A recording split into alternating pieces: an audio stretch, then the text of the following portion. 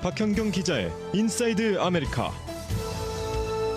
네, 저희 라디오 코리아와 LA 타임스가 오는 16일 일요일에 한인타운에서 길거리 노래방 경연대회를 개최합니다.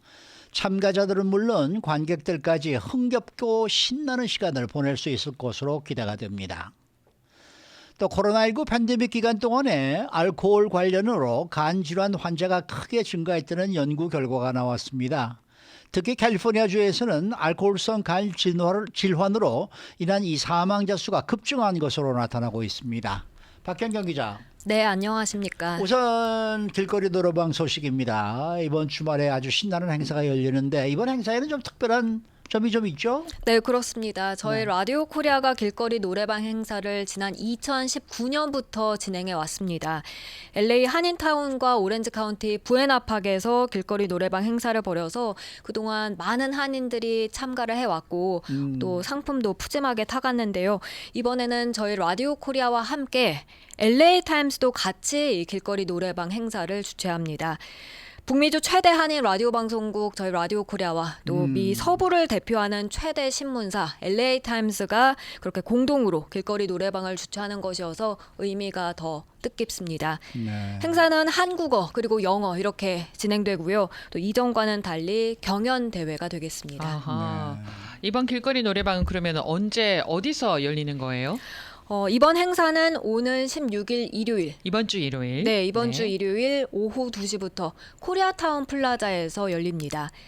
코리아타운 플라자 너무나 잘 아시죠? 이 네. 웨스턴길에. 정확한 주소는 928 사우스 웨스턴 애베뉴입니다. 오후 2시부터 먼저 길거리 노래방 대회가 시작됩니다.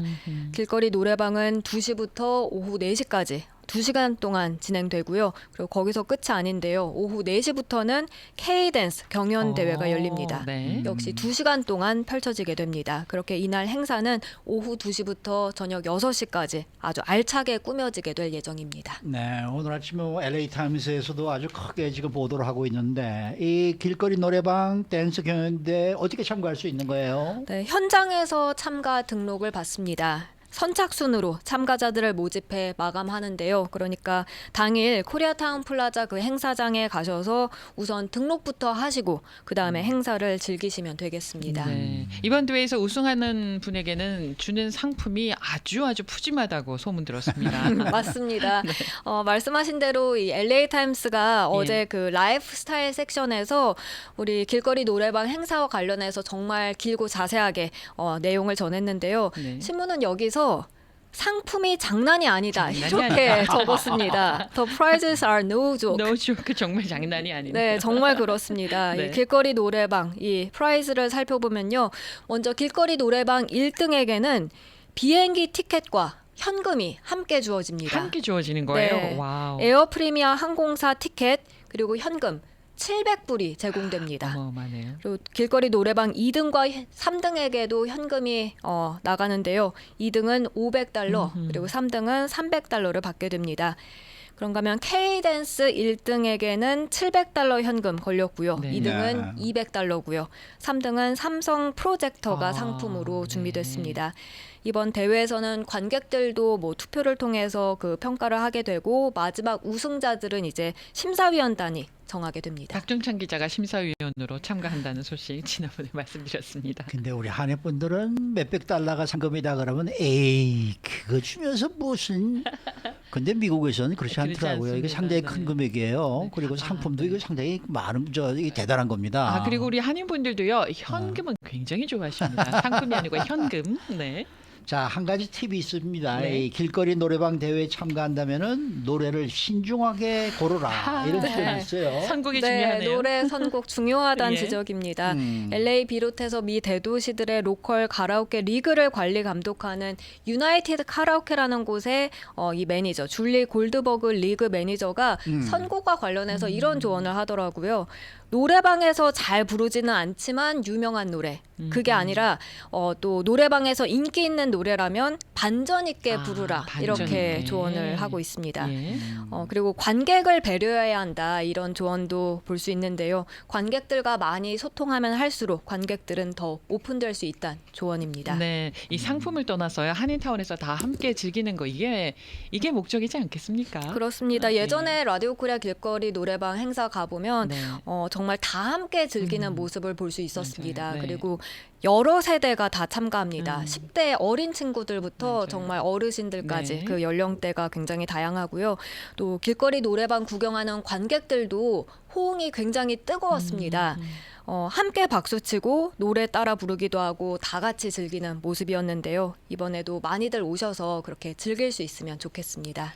자, 예전에는 뭐 라디오 코리아 혼자서 주최할 때는 그저 한인 사회에서나 이름이 좀 날 텐데 이제는 LA 타임스 때문에 네, 전 세계에서 이름을 기억할 수 있습니다. 그렇습니다. 네, 그렇습니다. 이거 보통 일이 아니에요. 만약 우승을 하게 되면 LA 타임스에 인터뷰가 실릴 수도 있어요. 그럼요. 네, 이거 보통 일이 아닙니다. 네. 여러분께서 스타가 될 수가 있습니다. 맞습니다, 맞습니다. 이 라디오 코리아와 LA 타임스가 공동 주최하는 길거리 노래방 오는 일요일 2시부터 저녁 6시까지 코리아타운 플라자에서 열린다는 것 잊지 마시기 바라겠습니다. 네. 자, 다음 소식입니다. 코로나19 팬데믹 기간에 알코올 관련 간 질환 환자가 크게 증가했다. 이런 연구 결과가 발표가 됐네요. 네, 이 워싱턴 주립대 연구진이 2016년부터 2020년까지 알코올 관련 간 질환 사례를 분석해 봤습니다.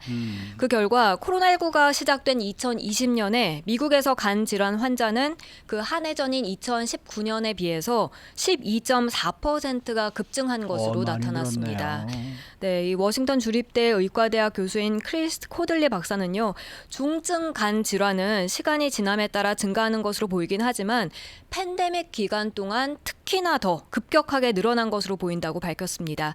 아무래도 팬데믹 기간에 그 사회적으로 좀 고립되고 그리고 과음에 대한 장벽이 줄어드는 등 다양한 요인들이 이렇게 알코올 소비율이 훨씬 높아진 데 영향을 미쳤을 가능성이 높다고 이 박사는 전했습니다. 네. 성별로도 차이가 좀 있다고 하더라고요. 어떻게 차이가 있나요? 네, 알코올 관련 감염은 전반적으로 남성한테 흔한데 네. 그런데 2019년에서 2020년 이 기간엔 여성 환자가 14.6% 증가했고 그랬군요. 남성은 12.2% 증가했습니다. 그러니까 여성 환자 증가세가 남성 환자 증가세를 추월한 겁니다. 그렇네요. 실제로 2021년 연구에 따르면 팬데믹이 시작되고 2020년 말까지 어린 자녀를 둔 주부의 알코올 소비량 325% 가까이 증가한 어마어마하게 것으로 증가했네요. 나타났습니다. 그렇죠. 코들리 박사는 특히 여성이 다른 환자에 비해서 병원 내 사망률이 더 높았다는 점 지적했는데요. 네. 그리고 하버드 의과대학의 조반 줄리안 박사도 팬데믹 기간 음주를 늘린 많은 사람들은 이미 중증 알코올성 간 질환이 발병하기 직전이었다고 설명했습니다. 더더구나 이 팬데믹 기간에 이렇게 밖에 못 나가고 혼자서 술을 마시는 분들이 많이 생기면서 이게 더했을 거예요. 맞아요. 술 판매량도 그래서 늘었거든요. 네. 그러니까 이 술은 혼자서 마시면은 훨씬 더 피해가 큽니다. 맞습니다. 이게 여럿이 같이 그냥 떠들면서 떠들고 마시면은 좀 하면 나은데 나은데, 네. 혼자 마시면은 이거는 뭐 영락 없는 알코올릭이 되어 버리는 그런 진짜 상황이죠. 근데 이 알코올 관련 간 질환 사례가 가장 크게 증가한 게 바로 이곳 서부 지역이라고요? 네, 그렇습니다. 미국 의학저널 발표에 따르면 그렇게 나타났습니다. 또 연방질병통제예방센터 CDC에 따르면 알코올성 간 질환으로 사망자가 이곳 캘리포니아주에서 급증했는데요. 알코올성 간 질환으로 목숨을 잃은 캘리포니아 주민 수 2020년에서 2022년 작년까지 그 사이 동안 14,000명 이상으로 집계됐습니다. 많네요. 굉장히 많죠. 네. 특히 캘리포니아주에서도 사망률이 높은 곳은 주내 동부 그리고 북부 그렇게 좀 이렇게 시골 외곽 지역으로 산악 파악됐습니다. 지역이네요. 네. 특히 북가주 험볼트 카운티 이게 샌프란시스코보다 더 북쪽에 오레곤 그 접경 쪽에 가까운데 여기서는 알코올성 간 질환으로 인한 사망률이 캘리포니아주 전체 사망률의 2배 이상으로 나왔습니다. 역시 고립돼 있는 지역인 그렇죠. 대도시가 아닌 그런 네. 곳이네요. 네. 이게 알코올릭이냐 아니냐 이런 거 테스트할 때 이 테스트지를 보면 말이죠. 네. 넘버 원이 제일 먼저 나오는 질문이 술을 드실 때 혼자 드십니까? 라고 물어봅니다. 그래서 거기서 예스 그러면은 그거는 뭐 다른 질문 대답 들을 것도 없이 당신은 알코올입니다. 그렇게 딱 나오더라고요. 예, 그러니까 혼자 드시는 게 굉장히 안 좋습니다. 네. 수고 많으셨어요. 네, 고맙습니다. 박현경 기자였습니다.